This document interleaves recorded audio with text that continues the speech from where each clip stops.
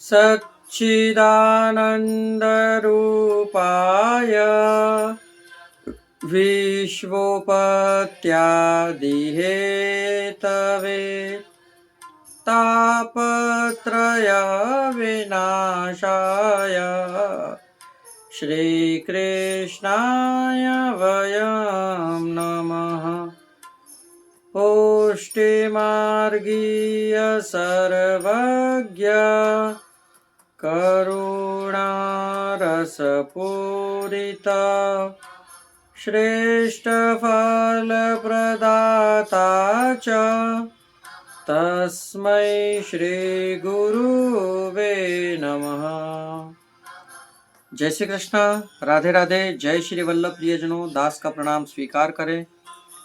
आज ये दास ऐसे परम भगवतीय वैष्णव की कथा लेकर आया है कि भोग कहां धरे, और गोसाई जी के मतलब में मान लो कि इनके ऊपर इतनी असीम कृपा कि वल्लभ यदि किसी पर कृपा करे तो उसका ये सागर तो तरता ही है, भव सागर से तर जाता है।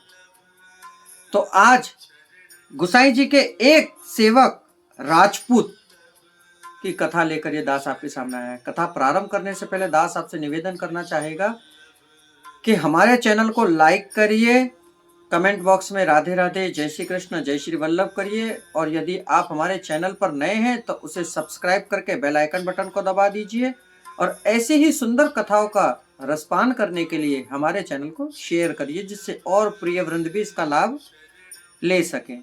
तो चलिए शुरू करते हैं आज की कथा।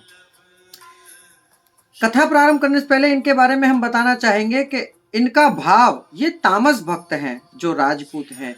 लीला में इनका नाम केलिनी है, और ये पुलिंदिनी से के यूथ में से मन आतुरी से प्रकटे हैं, जिससे उन्हीं के भाव रूप हैं।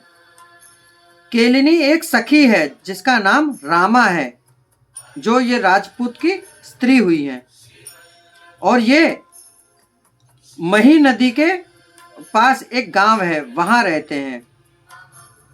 गरासिया करके गांव है, वहां उनका जन्म हुआ। एक समय श्री गोसाई जी परदेश यात्रा को पधारे थे। मार्ग में एक गांव आया, वहां आप श्री ने मुकाम किया।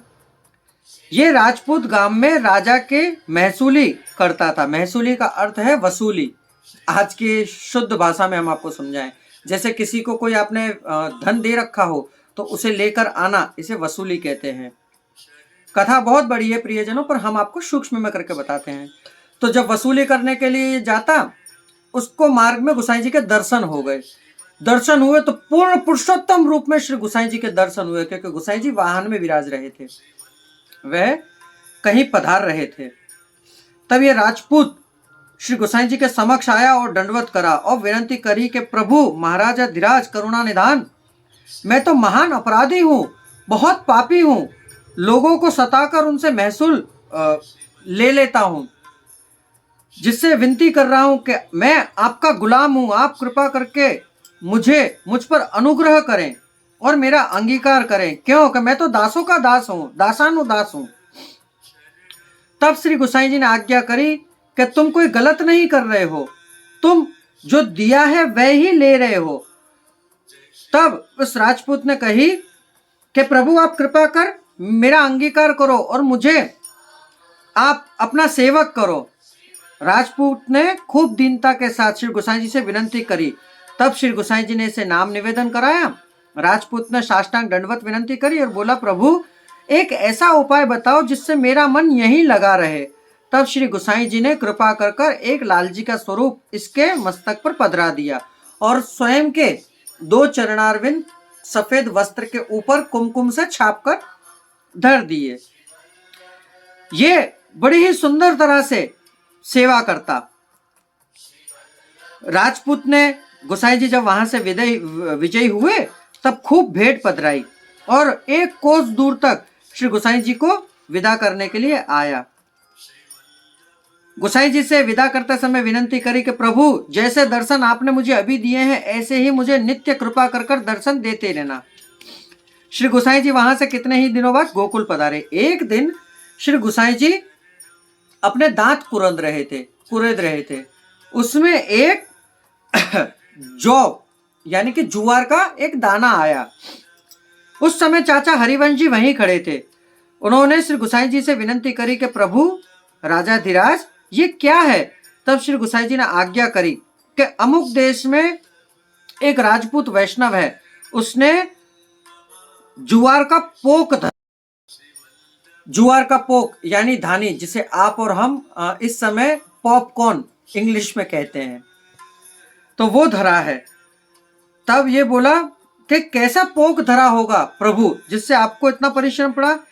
तब श्री गोसाई जी ने इनसे आज्ञा करी कि आप जाकर स्वयं देखिए आइए कि कैसा इसने जुआरे का पोक धरा हुआ है। चाचा हरिवंश जी वहां से गोकुल से विजय निकले और इसके वहां पहुंचे। जब वहां पहुंचे तो ये हरिवंश जी को देखकर और खूब सम्मान के साथ सारी जगह पर उन्हें पधराया, हाथ जोड़कर सामने खड़ा रहा, विनती करी कि मेरे धन्य भाग कि आप हमारे यहाँ पधारे। चाचा हरिवंश जी ने पूछा कि रसोई कौन करता है। तब कही मेरी पत्नी। के भोग कौन धरता है। तब राजपूत ने कही कि मेरी स्त्री धरती है, भोग धरती है। कि आप चलो और देख लो कि आपके मार्ग के रीत से ही भोग धर रहे हैं ना। फिर हरिवंश जी इसके साथ इसके ठाकुर जी के मंदिर में गए। इसने क्या किया, ठाकुर जी को भोग आ रहा था उस समय पर। तब इसने टेरा सरकाकर और जैसे ही दिखाया तो ठाकुर जी तो लीलाधारी हैं। ठाकुर जी पूरे आड़े लेटे हुए थे और लेटकर और भोग आरोग रहे थे, क्योंकि भोग चौकी ठाकुर जी से काफी दूर थी। तब इसने क्या किया, वह चौकी राजपूत ने 5 कपड़ा पहन रखे थे और बाहर के वस्त्रों से ही आकर ये सीधा अंदर घुस गया और इसने मंदिर में जाकर चौकी को चाचा हरिवंश जी के सामने देखते देखते ठाकुर जी के सन्मुख सरका दी और फिर ठाकुर जी ने भोग आरोगा।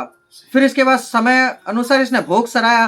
राजपूत ने हरिवंश जी से विनती करी कि चाचा जी आप यहाँ महाप्रसाद ले लो। चाचा हरिवंश जी ने कही कि हम तो अपने ही हाथ का लेते हैं, क्यों कि उन्होंने देख लिया कि इनके यहाँ आचार विचार नहीं है। तुम जो कपड़े पहनकर बाहर गए थे और हाथ धोए बिना तुमने चौकी को सरका दिया, जिससे मैं महाप्रसाद नहीं लूंगा और ये महाप्रसाद छिम गया, इससे मैं अपने आप ही करूंगा। तब हरिवंश जी की बात सुनकर तत्काल इसने सारी रसोई और सब कुछ सूखा सामान लाकर चाचा हरिवंश जी के लिए पधराया। चाचा हरिवंश जी ने सारा सामान लिया और सामग्री सिद्ध करी, यथा समय ठाकुर जी को भोग धरा, सराकर स्वयं भी महाप्रसाद लिया। हरिवंश जी उस समय चुप रहे। फिर वहां से इन्होंने पूछा कि तुमने अमुक समय पर अमुक समय क्या धरा था। तब इसने बताया कि मैंने वो धानी जिसे कहते हैं पोक वो धरा था जुआरे का। चाचा हरिवंश जी चुप रहे और वहां से जब निकले तब इस राजपूत ने गोसाई जी के लिए दंडवत कहलवाई और श्री गोसाई जी के लिए और श्री गोवर्धन नाथ जी के लिए चाचा हरिवंश जी के हाथों खूब भेंट पहुंचवाई। जब चाचा हरिवंश जी कुछ दिनों बाद गोकुल आए तब गोसाई जी के पास आकर बैठक में जाकर दंडवत किया और जो राजपूत था उस वैष्णव की भेंट भंडारी को सौंप दी। श्री गोवर्धन नाथ जी की भेंट अलग रख दी। फिर राजपूत वैष्णव की तरफ से दंडवत करे। तब श्री गोसाई जी ने पूछा, चाचा हरिवंश जी से पूछा कि राजपूत को देखा। तब हरिवंश जी ने कहा कि महाराज देखा, पर उसके वहां महाप्रसाद मैंने नहीं लिया, क्योंकि उसके वहां मैंने आचार तो कुछ देखा ही नहीं, आचार विचार तो कुछ करते ही नहीं है। तब श्री गोसाई जी ने चाचा हरिवंश जी से आज्ञा करी कि मैंने आपको वहां वैष्णव के वहां आचार विचार देखने के लिए भेजा था या आपको उसका स्नेह उसका वात्सल्य देखने के लिए भेजा था।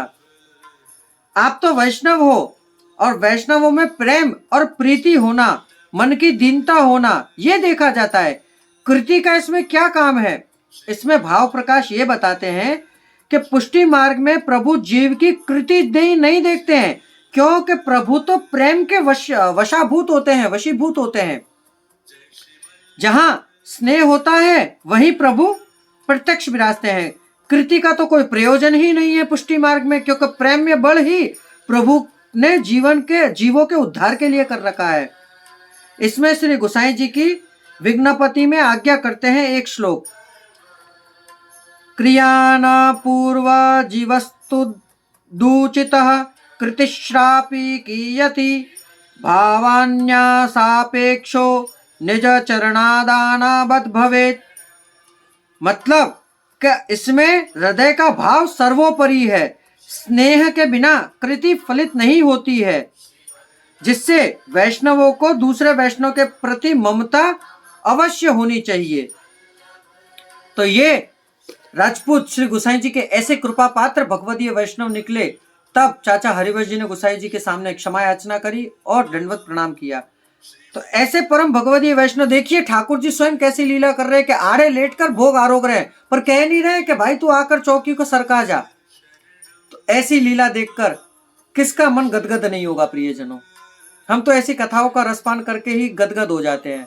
तो अब दास को आज्ञा दीजिए, कल पुनः मुलाकात होगी ऐसी ही सुंदर एक नई कथा के साथ। जय श्री कृष्णा, राधे राधे, जय श्री वल्लभ। अस्तु।